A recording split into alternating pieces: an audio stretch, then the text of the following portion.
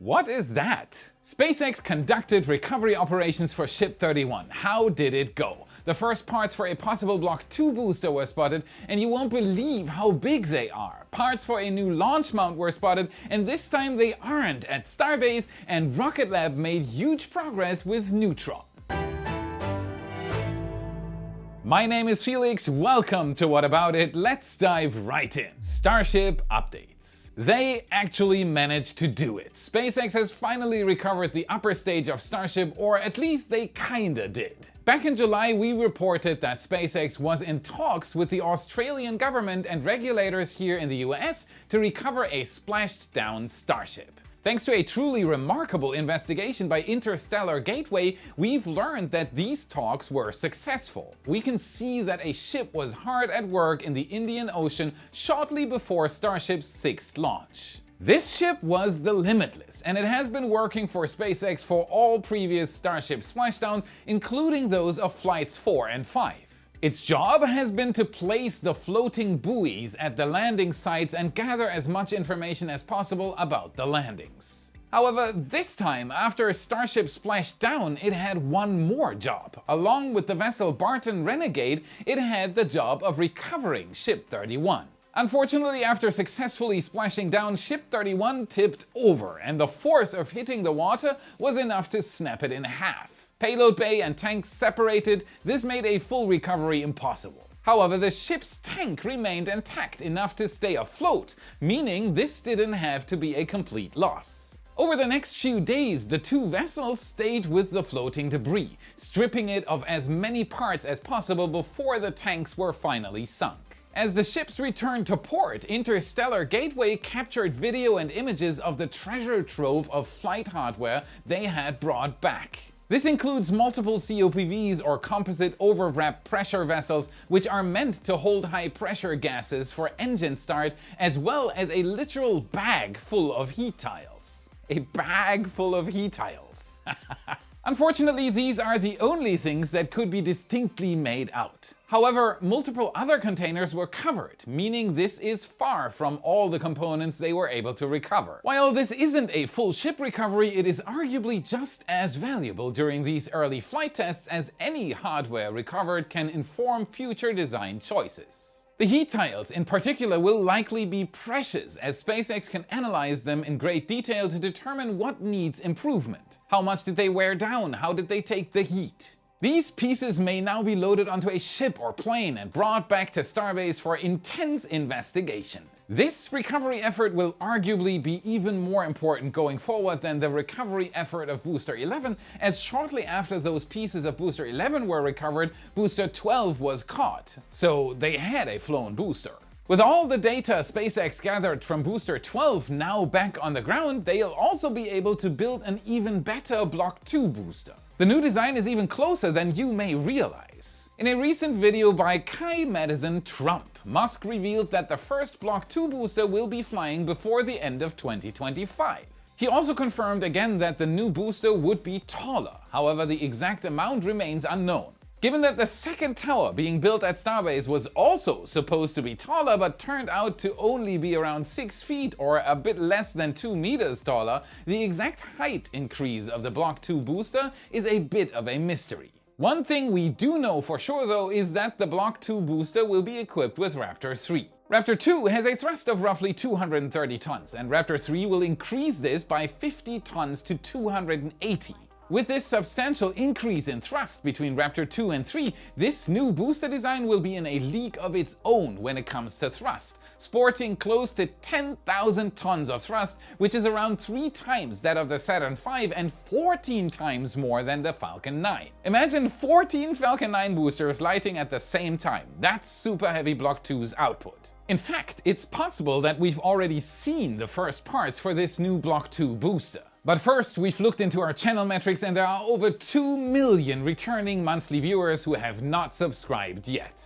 Help us improve the channel even further by double checking that you've hit that subscribe button so you don't miss our updates. And while you're at it, give us a like and become a wise supporter. Why? Because you'll gain access to a massive amount of extra content. With it, you get access to daily new Starbase photo galleries, including all those we've posted so far. Satellite, aerial and ground photos. There have been more than 400 posts in the past 2 years alone, with up to 7 picture galleries per week, insights, chats with me, you name it. Thank you so much, you rock. Now back to the possible first Block 2 booster segment. Check these out. Thanks to the wonderful windows that SpaceX decided to install, we got a chance to peer inside the Star Factory to get a glimpse of the work going on inside, and during that, some photographers for NSF managed to spot this. From what we can tell, this is the aft section of a booster. However, the design sports many changes from previous boosters, meaning this will likely be the first aft section of the new Block 2 booster.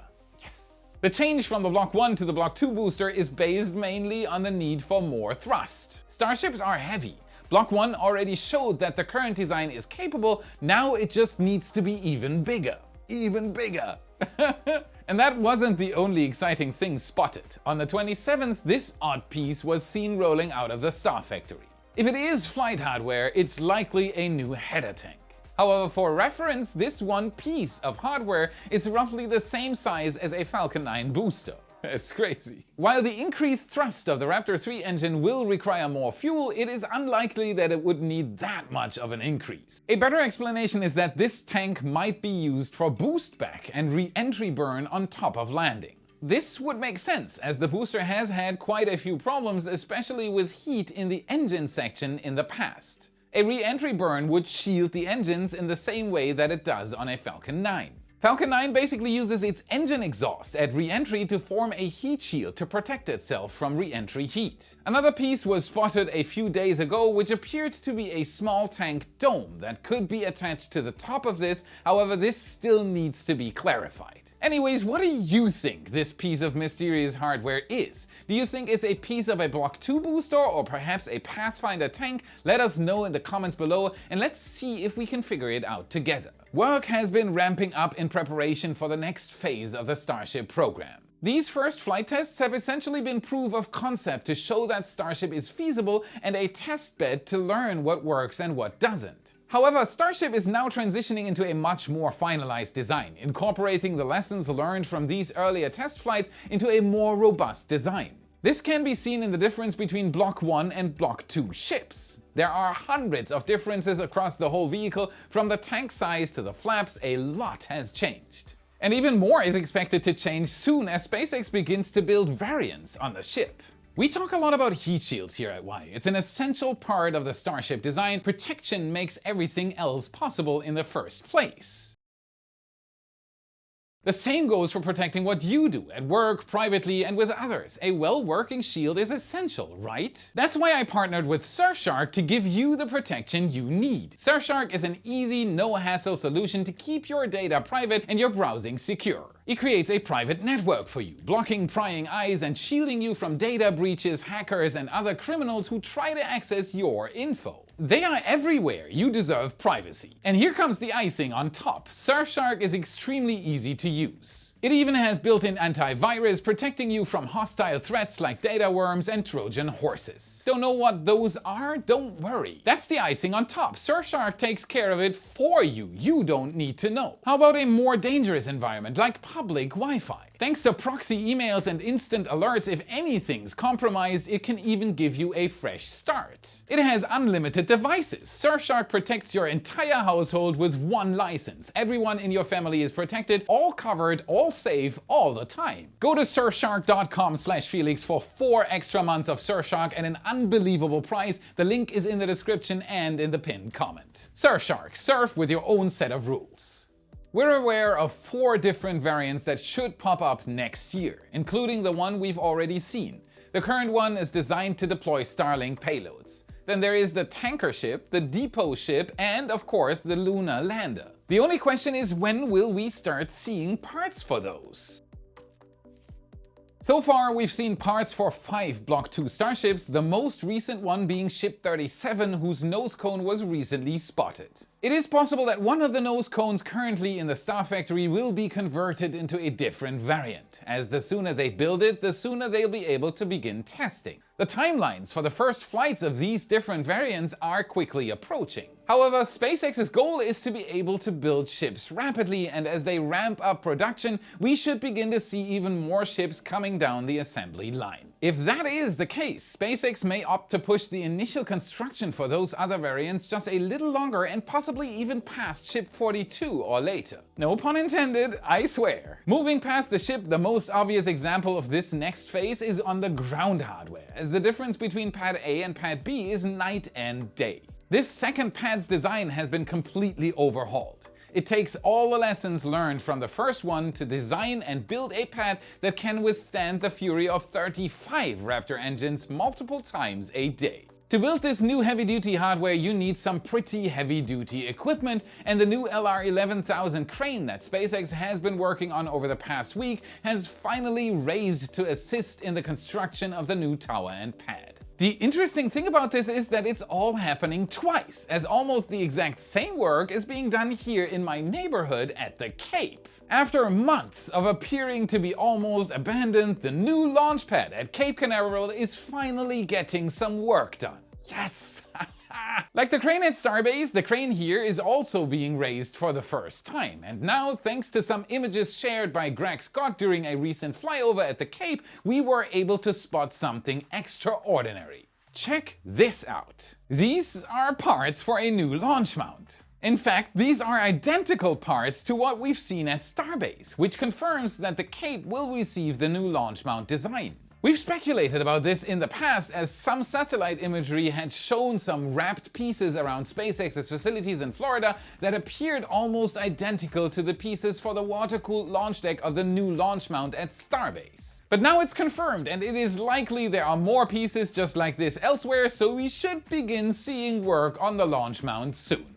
Of course, this doesn't mean this will be the definitive design for the launch mount. Technically, there's already a complete launch mount at Cape Canaveral that SpaceX decided to scrap after they realized how many problems the old design had. Although SpaceX is working on this launch pad almost in tandem with Pad B at Starbase, work will likely be slower here at the Cape, as it is a highly active spaceport. In fact, this spaceport just recently broke a record, but for that we need to move just down the road to SpaceX's other launch pad here at the Cape, Slick 40. Because a recent Falcon 9 launch, which took place here, broke the record for the fastest turnaround time ever. And not just by a little.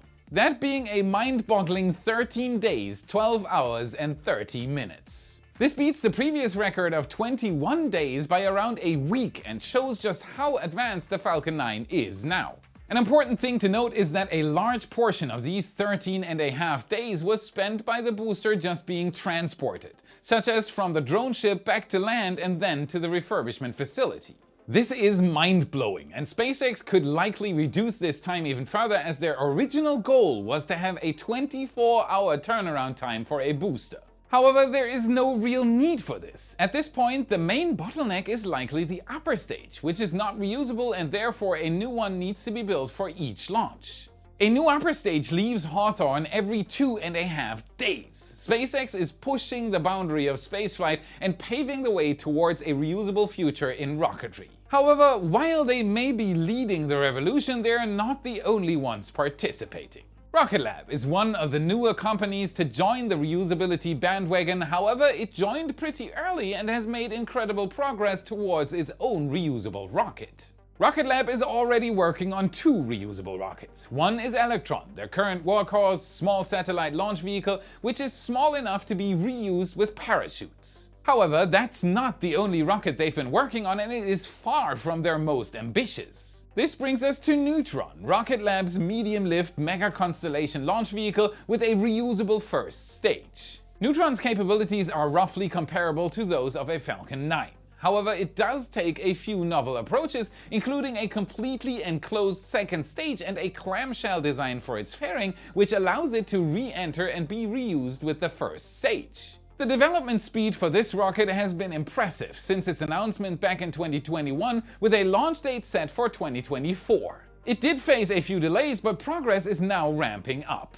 Starting with the ground hardware, Rocketlab has shown off its new launch mount for Neutron at Wallops, Virginia. The mount is coming along nicely, with the deck's legs installed and the deck beginning installation as well. The design sticks closely to their original renders, with a simple suspended launch deck over a flame diverter.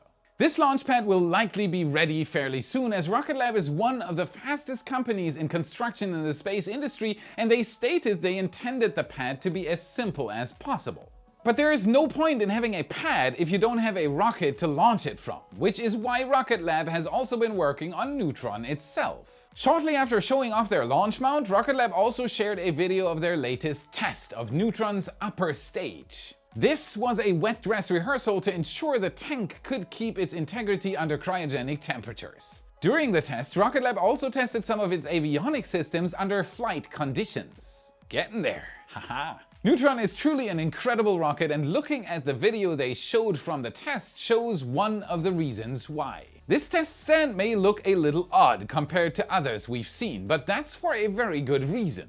The upper stage of Neutron is designed to hang from the interstage of the rocket. What? While this may sound odd, because the upper stage is made of carbon fiber, placing it under tension actually increases its strength compared to if it were under compression, such as when it's placed atop the interstage. This means the second stage can be lighter and less complex. However, this also means things like this need to be accounted for when designing the test stand. That's why it looks so strange. Neutron is impressive, but so is Rocketlab's other launch vehicle, the Electron. Despite its size difference from the Falcon 9, it has managed to dominate a portion of the launch market. In fact, Electron has become so successful that Rocketlab has even begun pursuing reusability, as mentioned earlier. However, success was never guaranteed for Rocketlab, as Electron faced massive competition from around the industry. At one point, it seemed like a new company was popping up every month, developing a new small satellite launch vehicle. However, it seems clear now that Electron has emerged as the industry leader, as more and more of the once strong competition has given up. In fact, yet another promising small-sat launch company recently announced it would be leaving the industry. Unfortunately, ABL Space Systems announced it would be pivoting from commercial space toward missile defense systems. ABL launched its RS-1 rocket for the first time in 2023, and after its failure, a second time was expected. However, it appears the first flight will be the only flight of this rocket. Even before this announcement, it was clear that something was going on behind the scenes at ABL. A string of layoffs began that included a large portion of its workforce. And then just a few months ago, ABL revealed that they had lost the first stage of their next rocket to fly during a static fire. This can be devastating for a young startup. This is just one more in a long line of companies. For example, Virgin Orbit and Relativity Space have decided to leave the small satellite launch market or were forced to file for bankruptcy. Not good. Surprisingly though, one company that has managed to hold on is Astra. After a string of failures, they declared bankruptcy and cancelled Rocket 3, which was their only operational rocket. All seemed over for Astra. But they managed to get a much-needed influx of cash from the military, likely as a redundancy for the capabilities that Firefly's Alpha rocket currently covers. Competition and redundancy are the game's new rules, as they help drive down prices and promote innovation. Looking up from the small-sat launch market, we can see another area of space that's also beginning to benefit from this. The space station market. It is so cool that this is slowly becoming a thing. Just like the small-sat market, many companies have popped up looking to build a space station and then they've gone bankrupt. While this may seem harsh, it is important in driving down costs, as those who are most efficient survive, making the price more than worth it. That's why we've been watching Vast Space with great anticipation. They have been moving rapidly to bring their Haven 1 space station to market as soon as possible. Vast has now shown off its capabilities by sharing the main pressure vessel for its first space station. Dude, what's being shown off currently are qualification articles. These are very close to the final design, and if they are shown to be successful, proper flight hardware will likely not be far behind. One key advantage Vast has over some of its competition, such as Axiom, is that all of this is being built in-house by them. Something similar to what SpaceX does. Although this may increase the initial upfront cost and can be a risk, it can also help reduce long-term cost, complexity, and production time. This is in contrast to companies like Axiom, which outsourced the construction of its pressure vessel to the Italian-based company Thales Alenia. While they do benefit from the experience of the 40-year-old space company, this does come with the cost of reduced flexibility and increase in the overall price. They need to make a profit from this as well. But in the end, either one of these methods could turn out to be the right choice for the next low Earth orbit space station, and with so many set to come online over the next few years, the future looks promising. That's it for today. Remember to smash that like button, subscribe for more. This is what fuels the algorithm, and this is how you can help us for free. Check out our epic shirts in your favorite Space Nerd store, a new Raptor design, and our epic brand new Flight 6 design with a banana for scale are both up. Perfect Christmas gift. Link is in the description and in the card you should see now. Also, check out our print store at shop.whataboutit.space to buy a picture for your favorite wall. A significant amount of every purchase goes directly to our photographers, and if you want to train your space IQ even further, watch this video next to continue your journey. Thank you very much for watching, and I'll see you again in the next episode. Check it out! I don't know. When we will. So we should beginning of the beginning soon. Incredible! Haha! Let me do that again.